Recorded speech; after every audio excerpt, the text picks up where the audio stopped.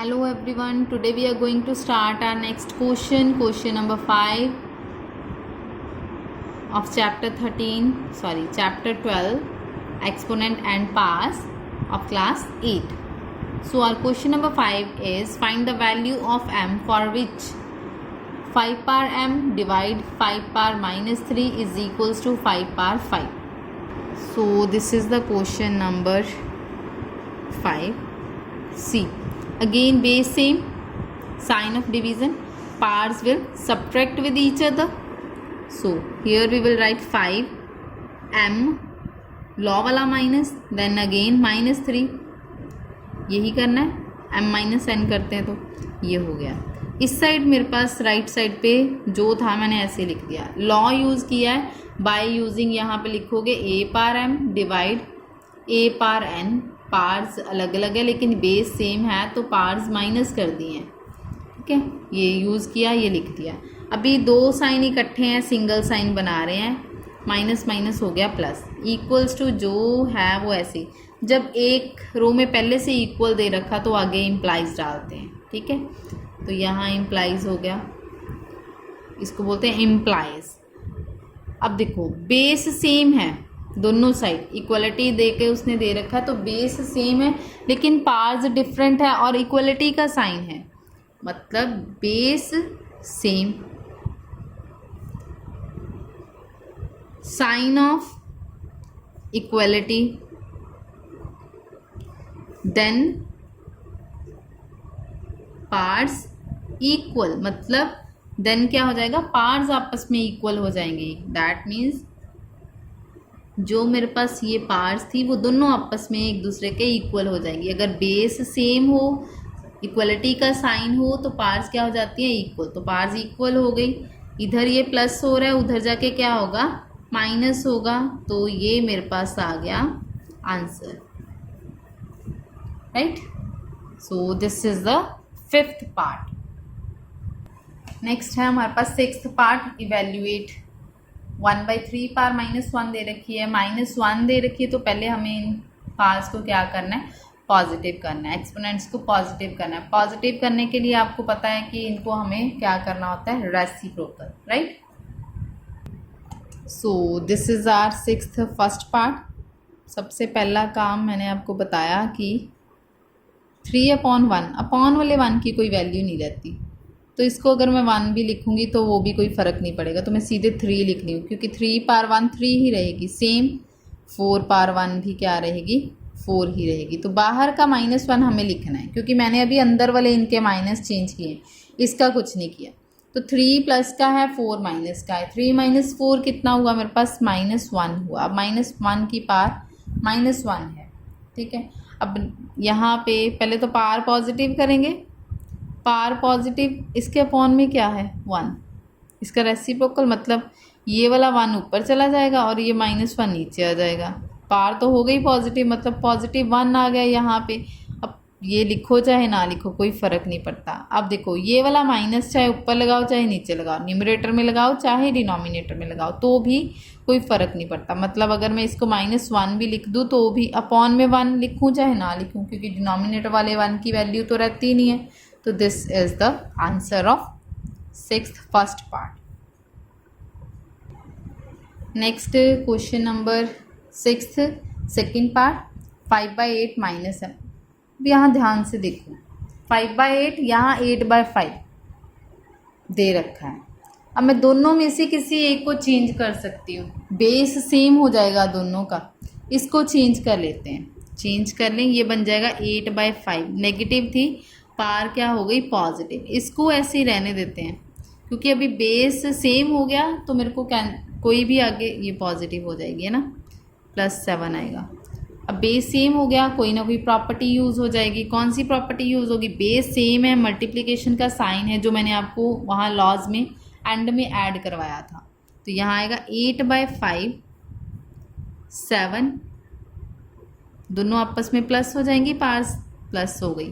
तो यहाँ आप साइड पे लिखोगे by using a power m into a power n. Base same, sign powers अलग अलग, तो ये आपस में, और मल्टीप्लिकेशन का साइन तो पास क्या हो गई, प्लस हो गई, तो ये मैंने प्लस कर दी।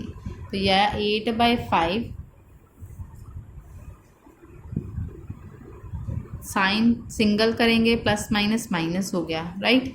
तो 8/5 पार क्या हो गई मेरे पास 3, क्योंकि 7 - 4 तो 3 होता है, तो 8 3 टाइम्स हो गया और 5 भी आपके पास 3 टाइम्स ही हो गया। तो इनको मल्टीप्लाई करके देख लो कितना आएगा, 5 1 2, इनको करो 1 2 5। So this is the answer and our 6th part is complete. Next we have question number 7. Simplify. 25 into t power minus 4 upon 5 power minus 3 into 10 t power minus 8. अब यहाँ पे भी हम चेंज करेंगे इनको, पहले तो चेंज करके जहाँ पे लॉ यूज़ हो रहा है लॉ यूज़ करेंगे, सॉल्व कर देंगे, right. Let's see here we have 25 and here we have 10।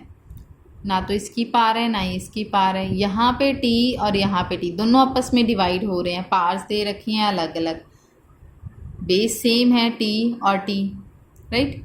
तो क्या हो जाएगा, पार्स सब्ट्रैक्ट हो जाएंगी। एक लॉ तो मेरे को मिल गया। अब 25 को मैं कैसे लिख सकती हूँ, मैं एलसीएम लेके देख लेती हूँ कि 5 को जब मैं 2 टाइम्स लिखती हूँ ना तो 25 आता है ना। मतलब यहाँ में हम लिख सकते हैं 5 × 5 लिख लिया। यहाँ मैं लॉ यूज़ कर रही हूँ, ये -4 था, फिर एक माइनस ये आएगा क्योंकि m - n होता है, यहाँ लिख दिया। अपॉन में क्या है हमारे पास 5 पावर -3 है, उसको ऐसे ही रहने देते हैं। अब 10 है, 10 का भी एलसीएम लेके देख लेते हैं। 2 5 10 हो गया, और ये मतलब ये किसी की पार तो नहीं आएगी, लेकिन मैं इसको ऐसे लिख सकती हूँ, ऐसे, राइट। ये t हम यूज़ कर चुके हैं, तो यहाँ मेरे पास आया 5 पावर 2 मल्टीप्लाई t -4 है, minus minus single sign plus हो गया। अपॉन में भी यहाँ इक्वल डालो, यहाँ 5 पावर -3 रह गया, और एक 5 ये है मैं इधर लिख रही हूँ, 2 मैं पीछे कर रही हूँ, राइट। ये हो गया। अभी 5 पावर 2 एज इट इज़ ऊपर का t पार, ये माइनस ये प्लस, प्लस माइनस क्या होता है माइनस। 8 में से 4 गए 4 ही आएंगे, साइन आएगा हमारे पास प्लस का, क्योंकि 8 ग्रेटर वैल्यू है। अब देखो दोनों आपस में क्या हो रहे हैं, मल्टीप्लाई। बेस दोनों का क्या है 5, सेम है, तो पार्स क्या हो जाएंगी, यहाँ पे प्लस हो जाएंगी। तो यहाँ पार्स मैंने कर दी प्लस। यहाँ लॉ यूज़ किया है, ऊपर भी लॉ यूज़ किया था, तो आप लॉ लिखना नहीं भूलना। ये हो गया, ठीक है। अभी ये 5 पावर 2 आएगा, t power 4 as it is रहेगा। इसको सॉल्व करो, -3 + 2, माइनस प्लस तो होता है माइनस, 3 में से 1 गए कितना आएगा 2 आएगा, लेकिन साइन कौन सा आएगा, ग्रेटर वैल्यू का। तो यहाँ आ गया मेरे पास -2, और ये 2 एज इट इज़ रहेगा × 2, ठीक है। अभी ये दोनों आपस में क्या हो रहे हैं, डिवाइड। बेस दोनों का क्या है 5, सेम है, तो पार्स क्या हो जाएंगी, सब्ट्रैक्ट हो जाएंगी। मतलब 2 यहाँ -2 आएगा, ये t power 4 as it is. अब यहाँ नीचे अपॉन में ये तो बच गया, क्योंकि यहाँ ये किसी के साथ कैंसिल नहीं होगा, ये दोनों पे लॉ लग गया। ये एज इट इज़ यहाँ आ गई, ये भी ऐसे ही अपॉन में बच जाएगा। यहाँ लॉ कौन सा यूज़ किया आपने, a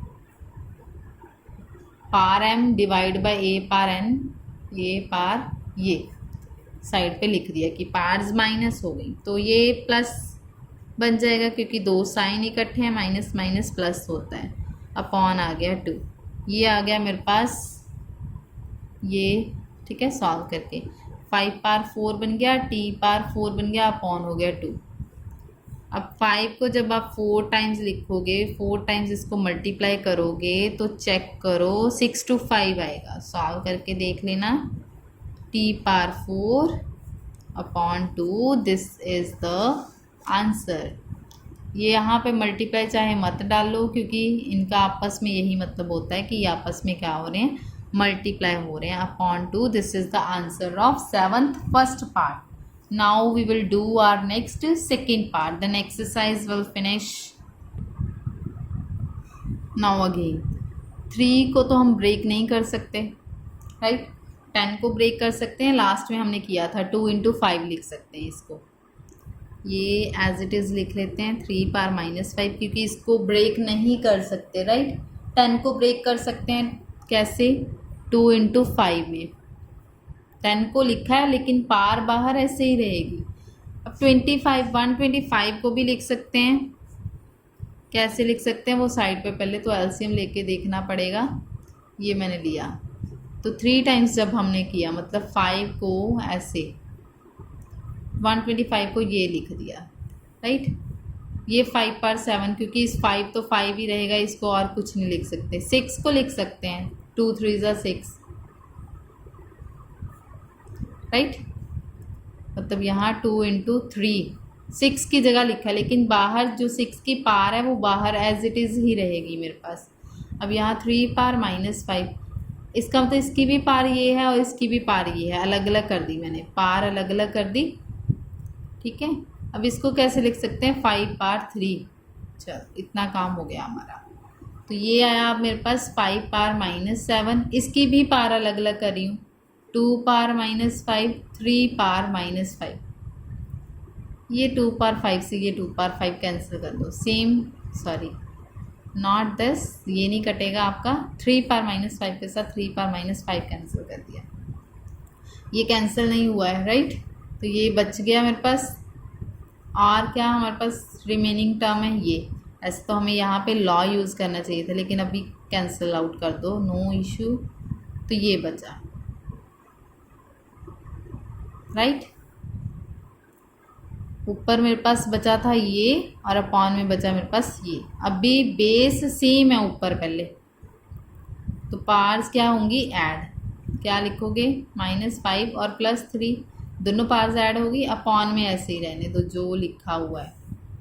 अब ऊपर क्या है हमारे पास, +-5 प्लस माइनस क्या है और 3 प्लस क्या है, तो प्लस माइनस क्या होता है, -5 - 3 कितने हुए, 2 हुए। लेकिन होंगे कौन से, माइनस के, क्योंकि यहाँ माइनस दे रखा है।